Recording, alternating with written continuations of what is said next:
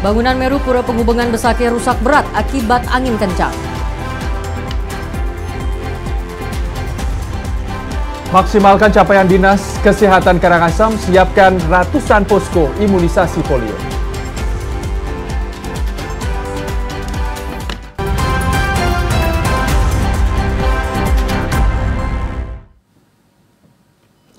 Om Swastiastu. Saudara, selain dua topik utama tadi, kami telah menyiapkan beragam informasi penting dan menarik lainnya dalam Bali hari ini. Bersama saya Ade Yulia. Dan saya Chandra Kardana. Saudara, inilah Bali hari ini selengkapnya.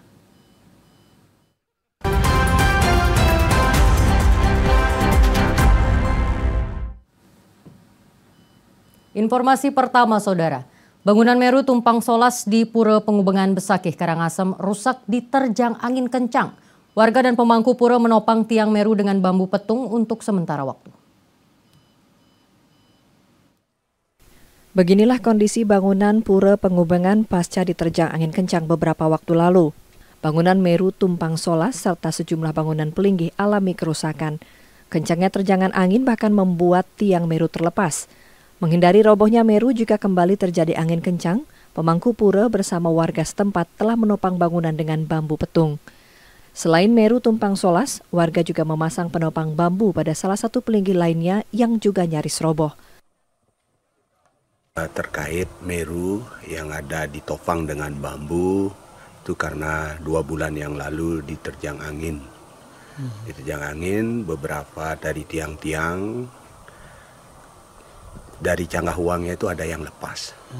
Ya, dari sana tiang selaku pemangku dan perjuru berinisiatif langsung menopang dengan bambu. Dan Meru ini sudah akan dikerjakan oleh pemerintah kota di tahun 2025, di bulan Februari akan mulai digarap. Pemangku pura telah melaporkan kerusakan yang terjadi ke pemerintah Kota Denpasar sebagai penanggung jawab pura. Pemkot Denpasar berencana melakukan perbaikan terhadap bangunan Meru dan sejumlah pelinggih yang rusak dalam waktu dekat. Adi Hussein melaporkan. Memaksimalkan capaian imunisasi polio, Dinas Kesehatan Kabupaten Karangasem menyiapkan 600 lebih posko imunisasi polio untuk menyasar anak umur 0 hingga 7 tahun yang belum menerima imunisasi polio. Keberadaan posko imunisasi polio ini dapat mempermudah warga untuk menerima imunisasi. Data Dinas Kesehatan Karangasem menyebutkan menjelang berakhirnya pelaksanaan PIN polio tahap pertama pada tanggal 29 Juli 2024, sebanyak 39.034 anak telah menerima imunisasi polio. Jumlah tersebut masih jauh dari target sasaran PIN polio, yaitu sebesar 61.710 anak di Kabupaten Karangasem. Untuk itu, Dinas Kesehatan Karangasem pun kembali menggiatkan pemberian imunisasi polio dengan menambah posko layanan hingga ke tingkat banjar, sekolah, dan juga fasilitas kesehatan lainnya. Dinas Kesehatan juga akan melakukan sweeping ke masing-masing rumah warga untuk mencari sejumlah anak yang belum sempat menerima imunisasi di fasilitas kesehatan dan sekolah yang disediakan sebagai posko PIN polio. Jadi anak-anak 0-7 yang karena kendala tidak hadir atau kondisi kesehatannya yang tidak memungkinkan untuk divaksin, nah ini setelah ini sampai 29 kita akan laksanakan sweeping ke rumah-rumah oleh tim yang bertugas sesuai dengan yang hari ini. Jadi akan ada data by name by address-nya tentunya dicari dengan dibantu oleh kader-kader yang ada di masing-masing posyandu untuk membantu menunjukkan ke tempat di mana harus disasar yang belum mendapatkan vaksinasi. Dengan penambahan posko layanan dan pelaksanaan sweeping, pemerintah daerah berharap akan dapat memaksimalkan target capaian 95% anak terimunisasi, sehingga akan terbentuk kekebalan kelompok dalam upaya memutus mata rantai penyebaran virus polio yang menyerang anak di sejumlah wilayah di Indonesia. Putra Widiarsana melaporkan. Saudara, Dinas Kesehatan Provinsi Bali menargetkan imunisasi polio pada Pekan Imunisasi Nasional PIN Polio sebanyak 492.000 anak dari 0 hingga 7 tahun. Sementara itu per tanggal 28 Juli sebanyak 67,1% anak yang telah diimunisasi.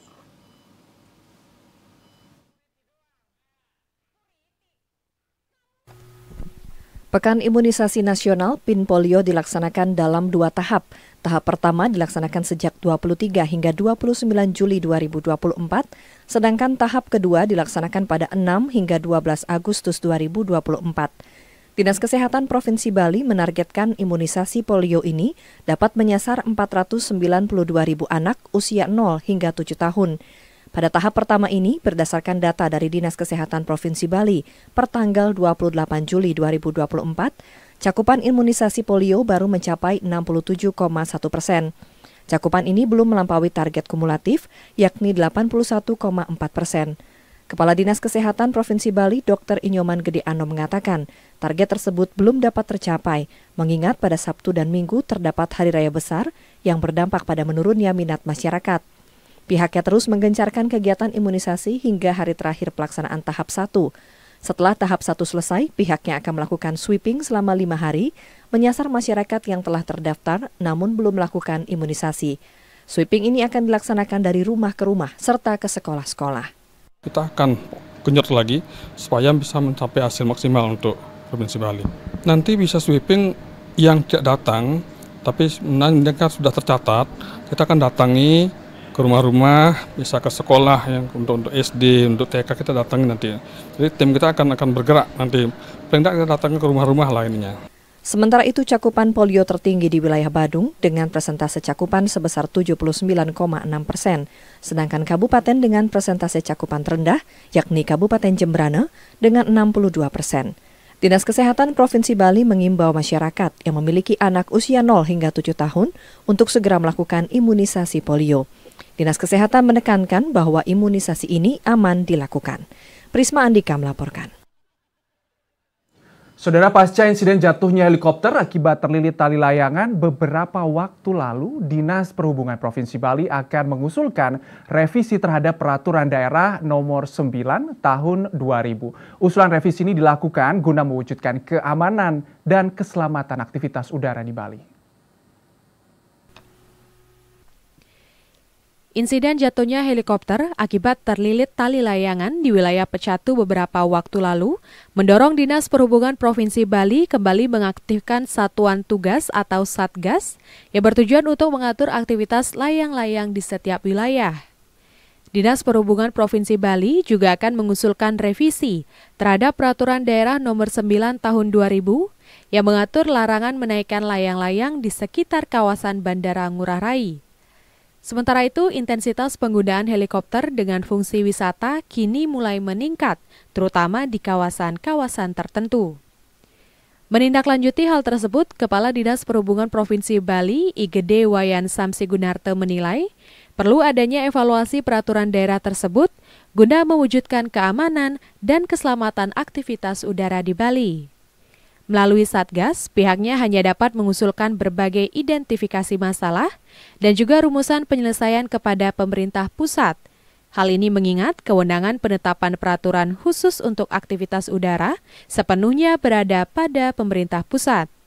Yang jelas kita hanya bisa mengusulkan nanti keputusan mengenai apapun yang terjadi dengan regulasi dan kewenangannya ada di pemerintah pusat. Itu Satgas tidak berwenang untuk memutuskan itu, tapi mempersiapkan semacam identifikasi masalah, kemudian menyampaikan kepada pemerintah pusat apa saja yang perlu diatur. Ini Satgas bisa melakukan. Berarti usulan dari pemerintah daerah seperti itu Pak, supaya mengatur kedua pihak. Iya, dua-duanya harus diatur demi keselamatan bersama. Kepala Dinas Perhubungan Provinsi Bali juga menyoroti Peraturan Daerah Nomor 9 yang sudah ditetapkan 24 tahun lalu, sementara zaman terus berkembang. Dengan demikian perlunya penyesuaian pengaturan regulasi, tidak hanya perihal menaikkan layang-layang, tetapi juga pengaturan penggunaan dan operasi helikopter komersial maupun pribadi di Bali. Yasinta dan Bude melaporkan. Kepala daerah dari calon perseorangan lolos verifikasi administrasi. Kami akan hadirkan informasi selengkapnya untuk Anda, Saudara. Tetaplah di Bali hari ini. TVRI Bali, media pemersatu bangsa. Ini adikku, umurnya cuma beda 1 tahun dariku, tapi selalu minta dibantu. Ternyata adik stunting, gagal tumbuh, gagal berkembang, dan juga sakit-sakitan. Andai ada yang bisa kulakukan. Jaga anak-anak kita, jangan sampai tumbang. Pantau tumbuh kembang anak, cegah stunting sejak dini.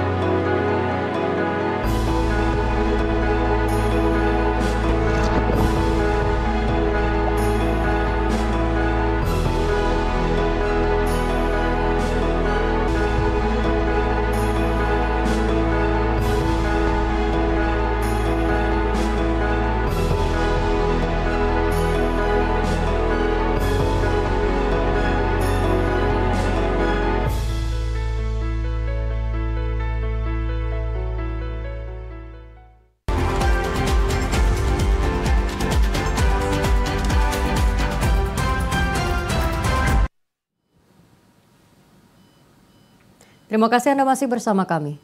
Bakal calon kepala daerah di Karangasem dari jalur perseorangan lolos verifikasi administrasi. Selanjutnya KPU Karangasem akan melaksanakan verifikasi faktual tahap kedua terhadap tambahan syarat dukungan tersebut.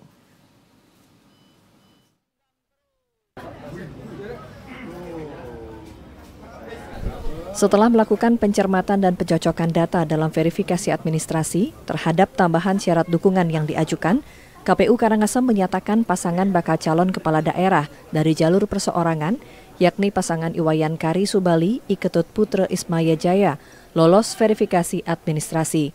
Dari total 14.047 tambahan syarat dukungan yang diajukan, sebanyak 10.656 dukungan dinyatakan memenuhi syarat, sedangkan sebanyak 3.391 dukungan yang tidak memenuhi syarat. Selanjutnya, KPU Karangasem akan melaksanakan verifikasi faktual tahap kedua terhadap tambahan syarat dukungan mulai tanggal 31 Juli hingga 10 Agustus 2024. Sehingga secara keseluruhan dari yang MS kemarin itu setelah kita jumlahkan dengan hasil faktual kemarin itu beliau memenuhi syarat untuk dilakukan perbaikan verifikasi faktual kedua seperti itu. Nah, terkait dengan verifikasi faktual kedua itu akan kita laksanakan mulai tanggal 31 Juli sampai dengan tanggal 10 Agustus. Guna menghindari kesalahan dan kendala yang terjadi pada saat menjalankan tugas, KPU Karangasem menggelar bimbingan teknis kepada seluruh PPK dan PPS yang akan kembali turun melaksanakan tugas verifikasi faktual tahap kedua terhadap tambahan syarat dukungan bakal calon kepala daerah dari perseorangan.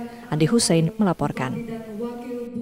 Saudara, menjelang pendaftaran pasangan calon bupati dan wakil bupati Jembrana pada Pilkada serentak tahun 2024, Bawaslu Kabupaten Jembrana menekankan netralitas kepada aparatur sipil negara.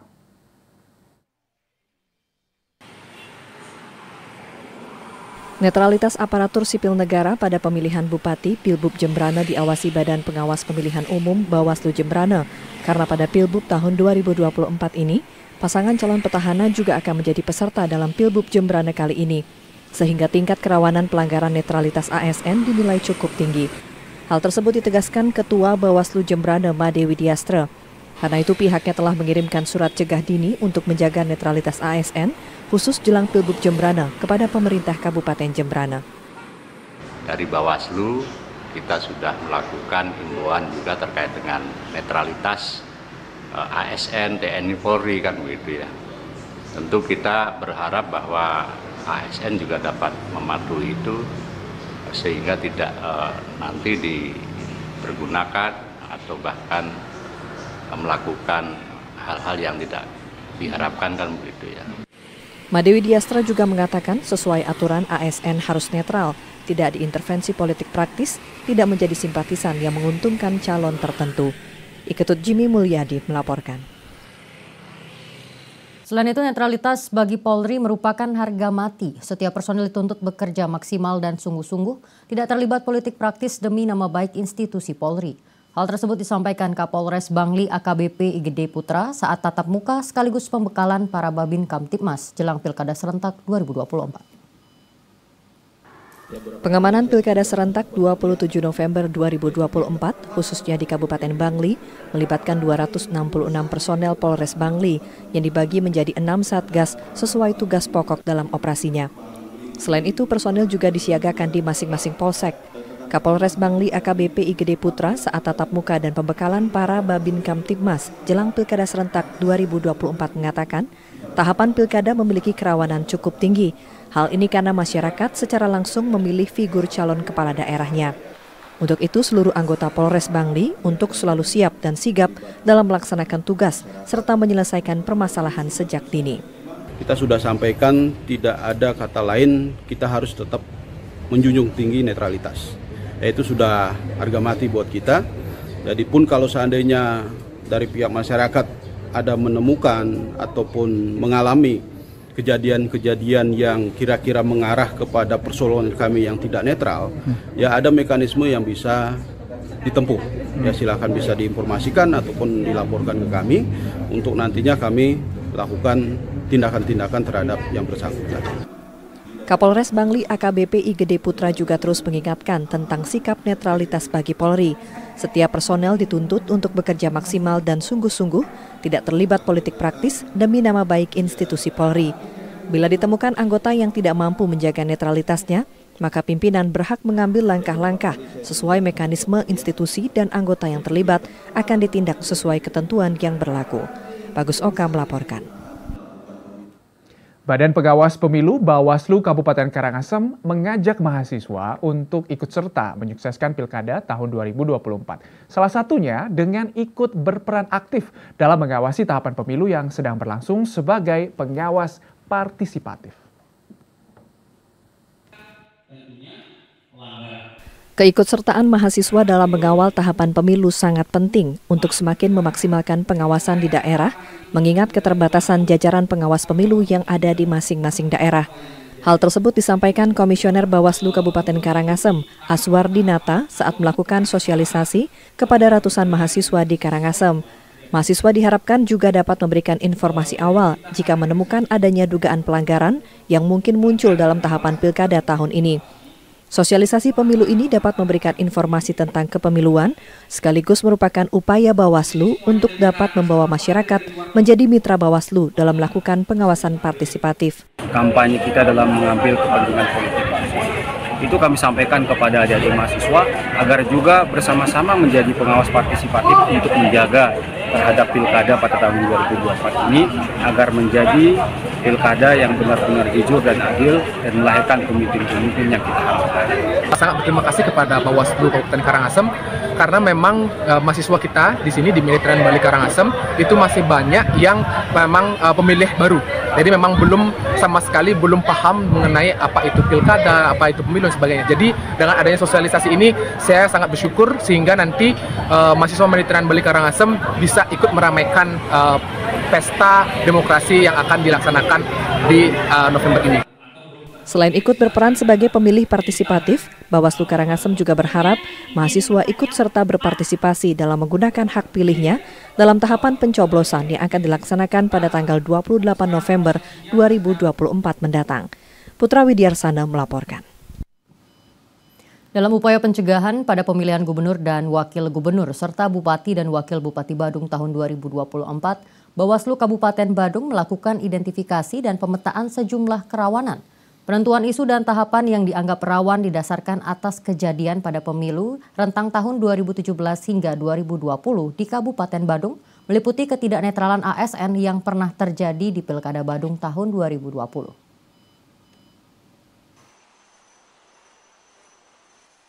Bawaslu Badung menganalisa isu dan tahapan yang rawan terjadinya pelanggaran pada pemilihan tahun ini, di antaranya pengadaan dan pendistribusian logistik tidak sesuai ketentuan, netralitas ASN, pelanggaran kode etik oleh penyelenggara pemilu, proses pemungutan dan penghitungan suara tidak sesuai peraturan, hak untuk memilih, keberatan saksi partai politik terhadap hasil penyelenggaraan pemilihan dan pelaksanaan kampanye tidak sesuai ketentuan. Dengan adanya 7 isu yang dianggap rawan pada Pilkada 2024, maka Bawaslu Kabupaten Badung melakukan langkah-langkah mitigasi dan pencegahan, meliputi melakukan pengawasan melekat pada tahapan logistik dan menyampaikan imbauan kepada KPU Kabupaten Badung, sedangkan terkait netralitas ASN, melakukan pengawasan pada setiap tahapan pilkada dan menyampaikan imbauan kepada ASN di Kabupaten Badung. Penentuan isu dan tahapan yang dianggap rawan telah didasarkan atas kejadian pada pemilu di antara rentang tahun 2017 hingga 2020 di Kabupaten Badung, di mana ketidaknetralan ASN pernah terjadi pada Pilkada Badung tahun 2020.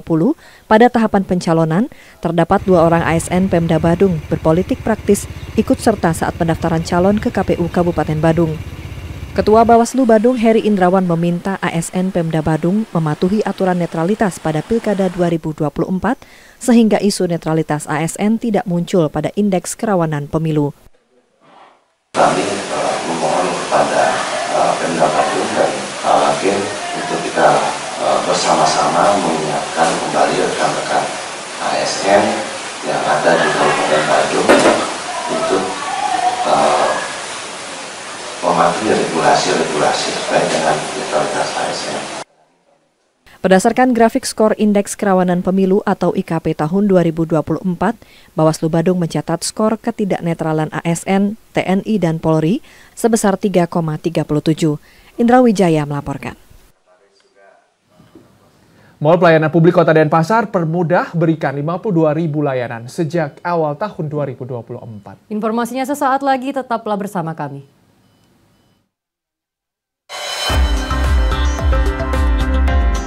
TVRI Bali, media pemersatu bangsa.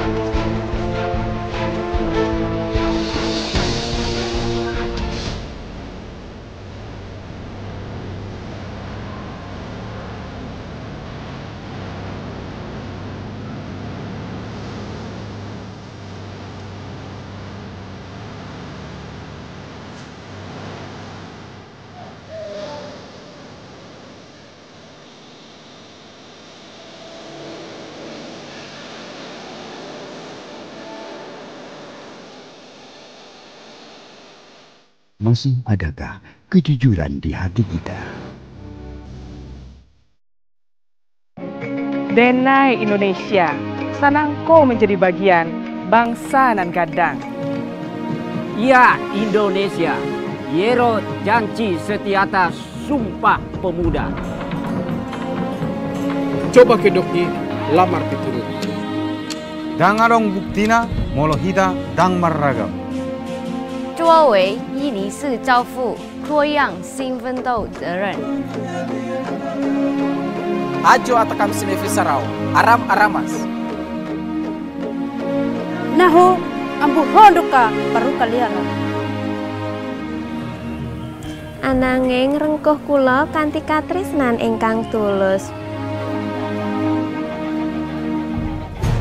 Nyireng nyikyang pikayon sajroning kabineka. Tetaplah jadi orang Nusantara dengan adat budaya Nusantara yang kaya raya ini.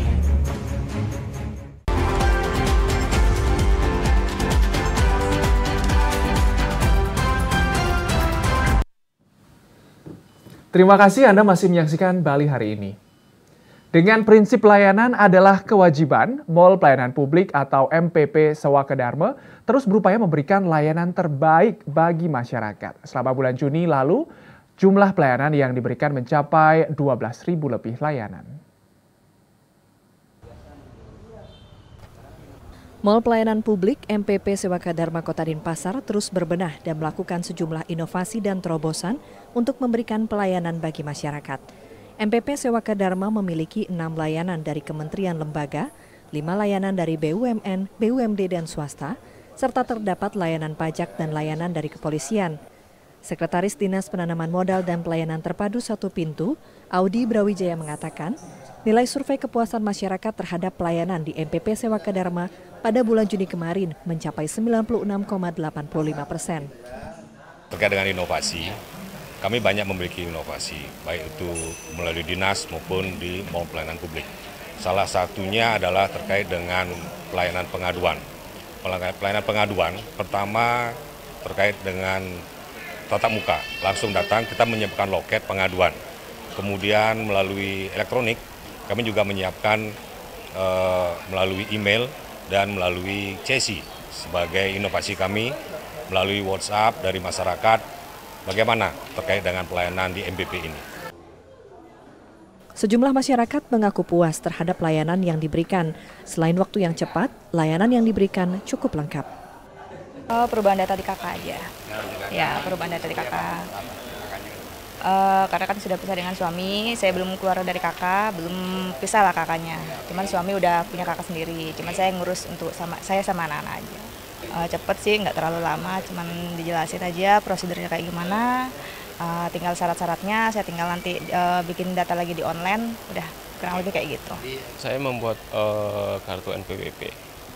Jadi pajak ya? Iya, pajak. Untuk persoalan? Ya? Untuk persoalan atau perusahaan? Perusahaan. Oke. Mengenai pelayanannya sangat bagus. Suasananya seperti apa? Nyaman sih. Tadi ada satu pengaduan? Nggak ada. MPP Sewaka Dharma yang didirikan pada tahun 2018 lalu, sejak bulan Januari hingga kini telah memberikan pelayanan terhadap 52.000 lebih layanan. Haris Zulprima melaporkan. Saudara Wali Kota Denpasar I Gusti Ngurah Jaya Negara bersama Bunda PAUD Kota Denpasar, Sagung Antari Jaya Negara menghadiri peluncuran buku literasi keuangan sejak usia dini. Acara peluncuran buku ini mengambil tema melalui literasi keuangan. Mari wujudkan mimpi dengan rajin menabung sejak usia dini bersama Bank BPD Bali. Mengembangkan kesadaran finansial anak sejak dini, pemerintah Kota Denpasar mendukung peluncuran buku literasi keuangan sejak dini. Literasi keuangan perlu dilakukan kepada generasi muda, khususnya dalam membedakan keuangan dan kebutuhan sehingga dapat menggunakan uang dengan bijak. Sementara itu, dukungan literasi keuangan juga diberikan oleh Otoritas Jasa Keuangan melalui buku literasi keuangan sejak dini dan 11 serial kartun tentang literasi keuangan sejak usia PAUD. Ketua Ikatan Guru Taman Kanak-Kanak Indonesia (IGTKI) Kota Denpasar, Ninyoman Puspitawati Yasa mengatakan, mendukung dan berperan aktif membangun budaya literasi keuangan khususnya anak usia dini dalam mewujudkan PAUD berkualitas di Kota Denpasar.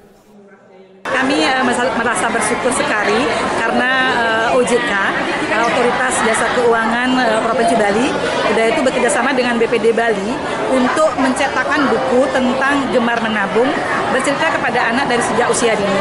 Ini adalah literasi bagaimana pembelajaran anak untuk mengenal bahwa dia harus menghemat menabung dari sejak usia dini. Sasaran kami adalah bahwa anak daripada sejak usia dini itu sudah bisa memanage keuangannya mereka, bagaimana menyisihkan uang jajannya beliau, anak-anak ini biar bisa nanti besar dia menjadi anak yang bisa mengendalikan jasa keuangan mereka. Dalam kesempatan tersebut, Bunda PAUD Kota Denpasar, Sagung Antari Jaya Negara, turut serta dalam pembacaan dongeng bersama dengan cerita berjudul Olin Gemar Menabung. Peluncuran buku literasi keuangan sejak usia dini ini dihadiri 600 orang peserta, terdiri dari unsur guru serta anak-anak PAUD sekota Denpasar yang bekerja sama dengan Ikatan Guru Taman Kanak-Kanak Indonesia Bali, Kota Denpasar, OJK Bali, dan Bank BPD Bali. Sugiyarto melaporkan. Dinas Koperasi UMKM Kota Denpasar menggelar Malam Apresiasi Hari Koperasi ke-77 di Gedung Dharma Negara Alaya Lumintang, Denpasar. Malam apresiasi juga bersamaan dengan peluncuran generasi koperasi Gensi Tunas Bangsa oleh Wali Kota Denpasar I Gusti Ngurah Jaya Negara. Kepala Dinas Koperasi UMKM Kota Denpasar, Idewo Made Agung mengatakan, untuk meningkatkan minat kewirausahaan anak muda, pihaknya menciptakan inkubator bisnis bernama Pusaka Denpasar Collab, kolaborasi pelaku usaha dan koperasi sekaligus sebagai laboratorium bisnis. Pihaknya juga telah melakukan beberapa inisiatif sebagai formula baru untuk memberikan pembinaan koperasi dalam rangka penguatan dan modernisasi koperasi dan UMKM. Di antaranya pendampingan dan konsultasi, pelatihan dan workshop, pembinaan organisasi koperasi, akses pembiayaan, promosi dan pemasaran, serta penguatan jaringan dan pengembangan UMKM dan koperasi secara keseluruhan. Selain itu, Diskop UMKM Kota Denpasar juga menandatangani perjanjian kerjasama dengan Universitas Warmadewa dan melakukan penilaian indeks digital koperasi. Koperasi itu bagaimana mereka bisa ke depannya bertransformasi ke digital. Di samping itu, beberapa launching kita lakukan terkait dengan gerakan kami mentransformasi anak muda itu supaya lebih mengenal koperasi dengan agensi kampus, ya, seperti itu. Sementara itu, Wali Kota Denpasar I Gusti Ngurah Jayanegara mengatakan koperasi sebagai pilar utama ekonomi kerakyatan telah berperan signifikan dalam meningkatkan kesejahteraan masyarakat. Tema peringatan tahun ini yakni koperasi sebagai ekosistem untuk konsolidasi, akselerasi, dan eskalasi ekonomi mikro dan kecil, mencerminkan tekad dan komitmen untuk memperkuat peran koperasi dalam mewujudkan ekonomi yang inklusif dan berkelanjutan. Sejarah membuktikan koperasi mampu menghadapi berbagai tantangan ekonomi. Sugiarto melaporkan. Saudara, pemenuhan hak-hak anak dan kesejahteraan mereka dinilai sangat penting selain pendidikan yang berkualitas dan akses kesehatan bagi seluruh anak Indonesia.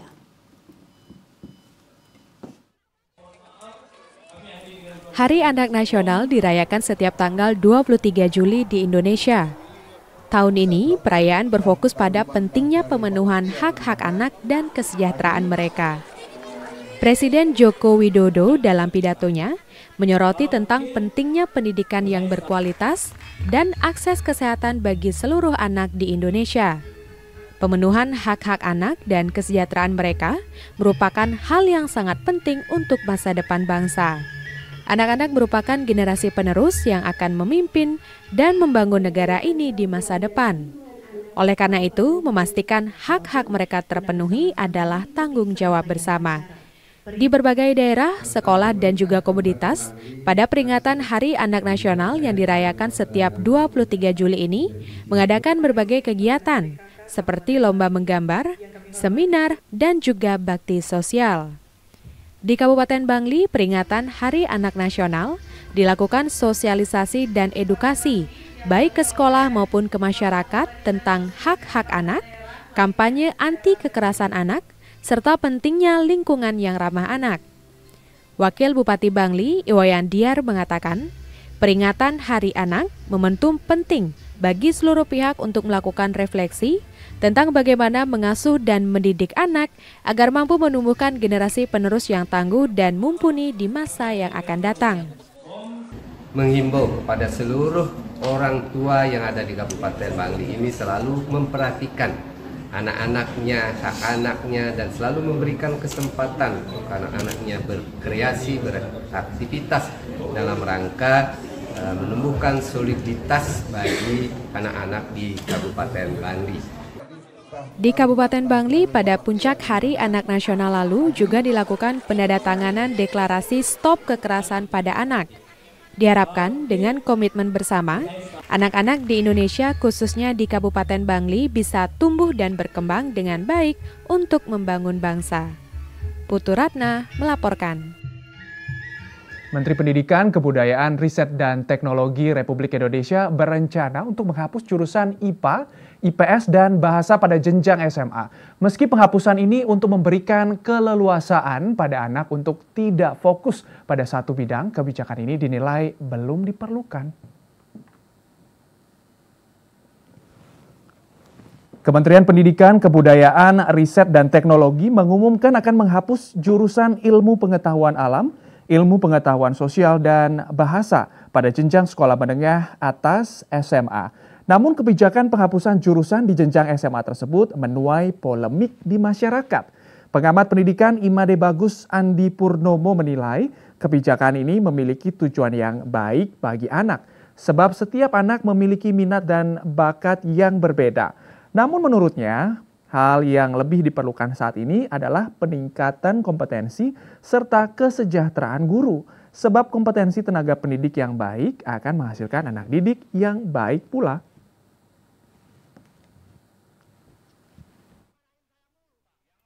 Berpikir bahwa Kemendikbudristek memfokuskan dulu pada peningkatan kompetensi, kualitas, dan progresi guru untuk berkembang menjadi pendidik yang baik. Terlebih di era sekarang peran guru itu sangat vital. Ya, contoh misalnya ketika UNESCO mengkampanyekan pendidikan yang membahagiakan, happiness schools. Ya. Ini motornya adalah guru. Kebijakan penghapusan jurusan di jenjang SMA ini merupakan implementasi dari kurikulum Merdeka Belajar. Meski demikian menurutnya, kurikulum ini belum sepenuhnya membumi di kalangan tenaga pendidik. Beralih ke informasi lain, Saudara. Puluhan mes guru di Kabupaten Bangli mengalami kerusakan karena termakan usia. Kerusakan mes ini memberikan kesan buruk bagi sekolah sebab kondisi bangunan tidak terurus. Terkait hal tersebut, pihak Dinas Pendidikan Pemuda dan Olahraga Bangli akan melakukan penghapusan atas aset tersebut.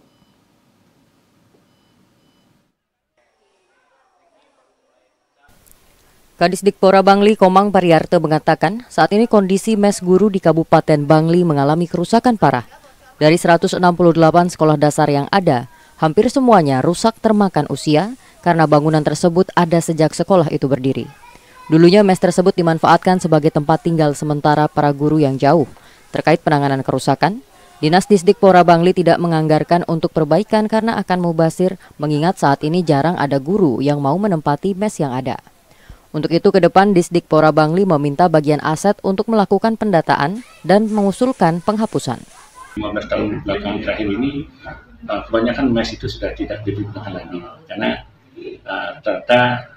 karena transportasi lancar minimal ya guru itu sudah memiliki sepeda motor, apalagi dari sisi kesehatan guru juga sampai dapat gaji juga dapat sertifikasi sehingga guru dan rata-rata sudah memiliki alat transportasi untuk sekolahnya sehingga mes itu sudah tidak dipergunakan, apalagi tidak ada biaya rehabilitasinya lagi, rehabnya. Terkait pemanfaatan bekas mes yang ada, pihak sekolah telah mengusulkan untuk memanfaatkan lahan tersebut untuk dipergunakan sebagai lapangan voli, bulu tangkis, serta untuk keperluan sekolah lainnya yang lebih bermanfaat. Putu Ratna melaporkan. Ya, informasi menarik lainnya akan kami hadirkan sesaat lagi, tetaplah bersama Bali hari ini.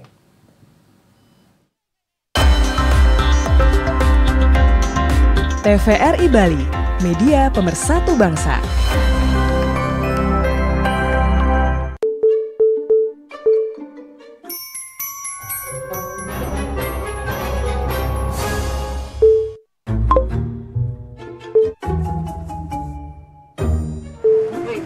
Yang pengalang tak kira, kita kira kaca. Mana ngambilkan kaca rukit? Halo guys.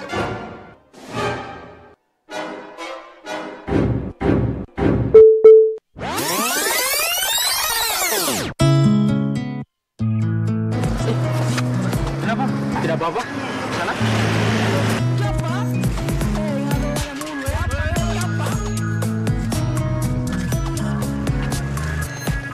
Halo.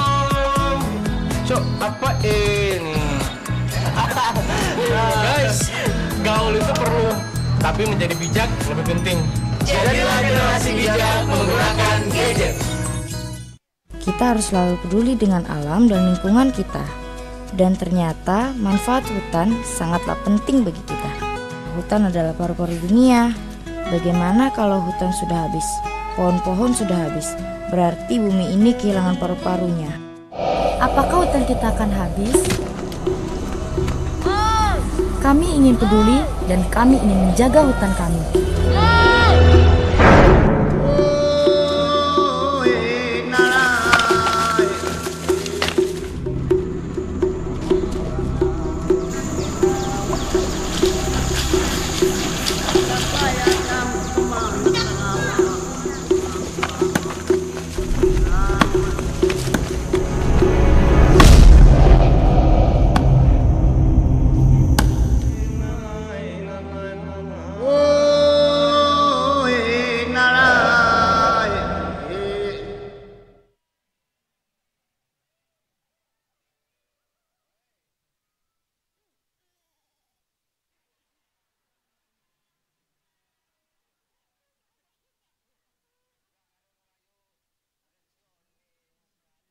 Saudara, jajaran Satreskrim Polres Jembrana berhasil menangkap 1 pelaku kasus pembunuhan dan 2 pelaku kasus pencurian di wilayah hukum Polres Jembrana.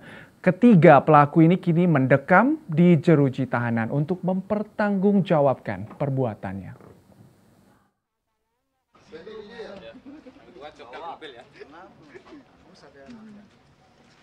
Pers, pengungkapan kasus dilakukan oleh Polres Jembrana. Untuk kasus pembunuhan, pelaku berinisial AW asal Pulukan melakukan aksi penganiayaan terhadap korban, seorang perempuan yang merupakan warga desa Pulukan, Kecamatan Pekutatan, Kabupaten Jembrana. Pelaku ini sebelumnya diduga mengalami gangguan jiwa. Namun ketika dilakukan pemeriksaan di Rumah Sakit Jiwa Bangli, korban tidak dinyatakan mengalami gangguan jiwa dan dapat diproses secara hukum. Kapolres Jembrana, AKBP Endang Tri Purwanto mengatakan modus pelaku membunuh korban adalah untuk mengambil barang milik korban. Atas nama AW, sekitar pukul 5 pagi, AW ini sudah datang ke rumah saudara, ke rumah korban, almarhumah. Jadi kebetulan di belakang itu dekat dengan sumur. Nah, sumur dia ngumpet di situ dulu. Begitu situasi mulai aman, dia keluar. Begitu keluar dari persembunyiannya, ternyata dipergoki oleh ibu saudara. Sehingga karena dipergoki, mungkin yang bersangkutan kalap, sehingga mengambil linggis yang ada di lokasi dan dilakukanlah penusukan. Kita lanjut yang kedua ya. Ditangkap oleh petugas. Pelaku pencurian beraksi di 2 lokasi dan menyasar korban yang sedang berolahraga dan beribadah. Kabupaten Badung dan Kota Denpasar menjadi tuan rumah dari Bali International Choir Festival. Festival ke-13 yang diikuti ribuan peserta dari dalam negeri maupun luar negeri ini juga sebagai ajang mempererat persaudaraan dan kerjasama antar bangsa melalui ajang musik. Sebanyak 3.500 lebih penyanyi dari 20 provinsi di Indonesia dan 13 negara dari Asia, Oseania, Amerika Utara, dan Eropa berpartisipasi pada gelaran Bali International Choir Festival BICF ke-13 tahun 2024 yang berlangsung di Kabupaten Badung, tepatnya di Balai Budaya Girinata Mandala dan juga di Kota Denpasar. Ribuan solois dan anggota kelompok paduan suara dari mancanegara, yaitu dari Afrika Selatan, Amerika Serikat, Filipina, Korea Selatan, Malaysia, Selandia Baru, Singapura, Slovenia, Sri Lanka, Thailand, Tiongkok, Vietnam, dan tuan rumah Indonesia berkumpul di Bali untuk berkompetisi, bertukar budaya, dan misi persahabatan. BICF diharapkan mampu sebagai ajang untuk menunjukkan kualitas suara terbaik dari kelompok paduan suara tanah air, termasuk menampilkan kekayaan tari dan busana Nusantara ke penjuru dunia. Bali International Choir Festival ini benar-benar menurut saya suatu kesempatan yang bagus, karena akan memberi wadah yang sangat luar biasa untuk paduan-paduan suara yang ada di seluruh Indonesia dan baik juga di seluruh dunia. Dan ini merupakan satu kesempatan yang bagus untuk sekolah kami untuk bisa mengikuti paduan suara. Pertama ikut kompetisi Bali International Choir Festival tahun 2024 ini ada perasaan takut, ada perasaan cemas, tetapi ada rasa bahagianya juga karena bisa berjumpa dengan paduan-paduan suara dari negara-negara lain dan dari provinsi-provinsi lain yang ada yang setara dan juga ada yang lebih senior dengan kita. Kompetisi paduan suara ini melibatkan sekitar 17 orang juri dari berbagai negara yang merupakan profesional pada bidang musik, khususnya paduan suara. Indra Wijaya melaporkan. Festival Seni Bali Jani atau FSBJ ke-6 akan kembali digelar oleh pemerintah Provinsi Bali pada Agustus mendatang. Hanya digelar selama sepekan, Dinas Kebudayaan Provinsi Bali menegaskan pertimbangan tersebut bukan karena minimnya anggaran. Pemerintah Provinsi Bali melalui Dinas Kebudayaan Provinsi Bali akan menggelar Festival Seni Bali Jani atau FSBJ ke-6 pada 14 hingga 20 Agustus mendatang. Berbeda dari tahun-tahun sebelumnya, pelaksanaan festival seni yang menggabungkan seni tradisional Bali dan modern ini hanya akan digelar selama sepekan pada tahun ini. Kendati demikian, Kepala Dinas Kebudayaan Provinsi Bali, Profesor Dr. Igede Arya Sugiarto menegaskan, keputusan untuk mempersingkat waktu pelaksanaan Festival Seni Bali Jani ke-6 bukan karena minimnya anggaran, melainkan karena sejumlah pertimbangan tertentu. Ia memaparkan berkaca pada antusiasme masyarakat yang tidak mencapai target pada pelaksanaan FSBJ tahun lalu, pemerintah Provinsi Bali memutuskan untuk menggabungkan dan memusatkan pelaksanaan FSBJ di satu tempat, yakni Taman Budaya Art Center Provinsi Bali, bersamaan dengan pelaksanaan Bali Digital Festival dan pameran pembangunan Provinsi Bali. Dengan memusatkan 3 pameran tersebut dalam satu tempat dan waktu yang bersamaan, pihaknya mengaku optimis antusiasme masyarakat dalam menyambut FSBJ akan jauh lebih tinggi. Nah, untuk tahun ini kita ambil strategi lain lagi. Jadi karya-karya FSBJ yang hebat-hebat kan, luar biasa kan, karya-karya musik-musik kontemporer, teater modern dan lain sebagainya itu. Sayang kalau nggak ada orang nonton. Nah, sekarang ini kita gabung. Ada 3 agenda. Kebetulan itu kita kaitkan dengan hari ulang tahunnya Pemprov Bali tanggal 14 Agustus. Serangkaian itu kita melakukan perayaan terhadap hari ulang tahun Pemprov Bali itu. Jadi ada Festival Seni Bali Jani, ada Bali Digi Festival, ada juga pameran pembangunan. Adapun tema yang diangkat pada pelaksanaan FSBJ ke-6 tahun ini adalah Puspa Cita Jana Kerti, atau Karya Mulia Manusia Berbudaya. Pelaksanaan FSBJ akan kembali memberi ruang bagi seni modern dan kontemporer untuk menampilkan karya terbaiknya. Yasinta Soekarnate melaporkan. Saudara, meski pelaksanaan Festival Seni Bali Jani akan digelar selama sepekan pada tahun ini, Dinas Kebudayaan Provinsi Bali memastikan kualitas penyelenggaraan festival seni ini tidak akan menurun dalam berbagai aspek.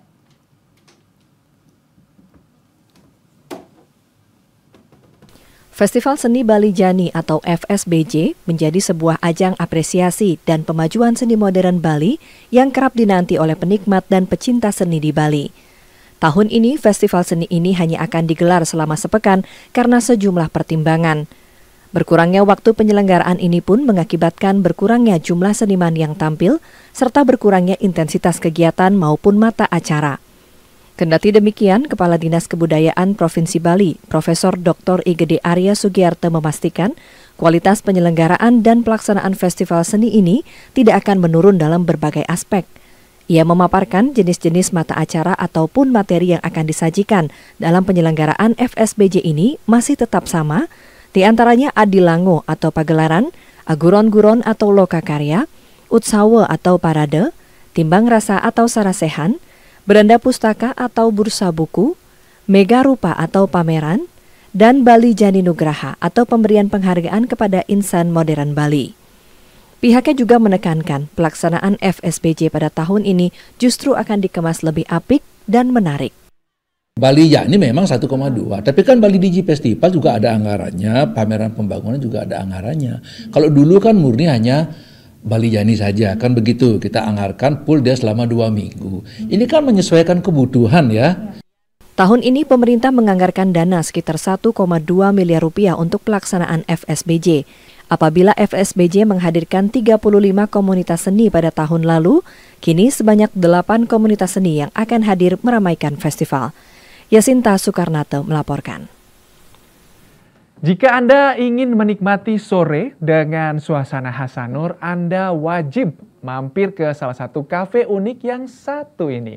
Di sini Anda akan menemukan anak-anak istimewa yang berkebutuhan khusus yang dengan terampil melayani pengunjung.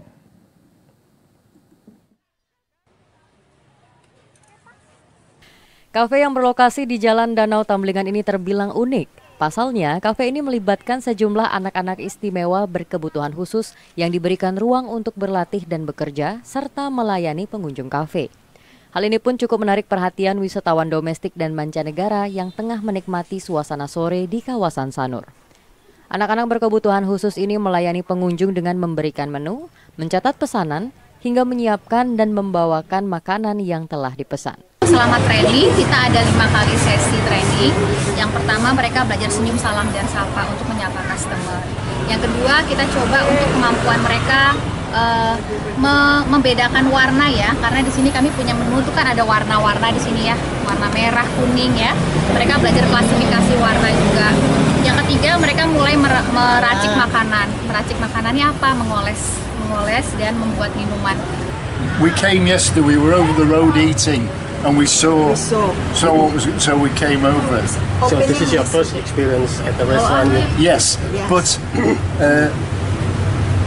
I was aware of someone in Kent in England that was doing very similar with the cafe. Kafe ini memberi ruang bagi anak-anak berkebutuhan khusus untuk belajar, berkarya, dan menjadi lebih mandiri. Di angkatan pertama ini, kafe ini melibatkan 10 anak berkebutuhan khusus. Cucu saya punya kegiatan, ya, dan juga paling tidak dia bisa untuk menunjang kebutuhan dia sendiri, ya, dan juga belajar percaya diri. Lain dengan bawa rombongan touring ya, untuk mengunjungi sebuah kafe atau apa, itu kan beda. Ini luar biasa sekali. Saya juga nggak ngerti di mana letak ininya dia komunikasinya gitu loh. Dengan bahasa seadanya, kemudian tamu juga bahasa Inggris, dia dengan bahasa dirinya. Kok bisa nyambung gitu. Mungkin itu salah satu kelebihan dari anak berkebutuhan khusus. Aktivitas anak-anak ini tidak dilakukan setiap hari. Pihak kafe memberikan waktu pada hari Sabtu dan Minggu mulai pukul 16.00 WITA hingga pukul 20.00 WITA bagi anak-anak ini untuk ikut beraktivitas di kafe. Yuda Maruta melaporkan. Saudara, berikut kami hadirkan informasi perakiraan cuaca untuk tanggal 30 Juli 2024 yang akan disampaikan Prakirawati BBMKG Wilayah 3 Denpasar, Igusti Ayu Putu Putri Astiduari. Halo pemirsa TVRI, berikut kami sampaikan perakiraan cuaca wilayah Bali untuk hari Selasa tanggal 30 Juli 2024, di mana secara umum Bali akan diprediksi cerah berawan hingga berawan, namun masih terdapat potensi hujan ringan hingga sedang di sebagian besar wilayah Bali secara tidak merata, terutama untuk wilayah Bali bagian timur, tengah, barat, dan selatan. Suhu diprediksi berkisar antara 19 hingga 32 derajat Celcius, dengan angin dominan bertiup dari arah timur hingga tenggara, dengan kecepatan maksimal yang dapat mencapai 38 km per jam. Himbauan kami kepada masyarakat untuk mewaspadai potensi peningkatan kecepatan angin, serta tinggi gelombang laut yang dapat mencapai 2 meter atau lebih di wilayah perairan selatan Bali.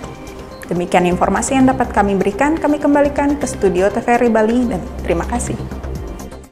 Saudara, demikianlah Bali hari ini. Tetap saksikan TVRI Media Pemersatu Bangsa. Sampai jumpa. Om, Santi, Santi, Santi Om.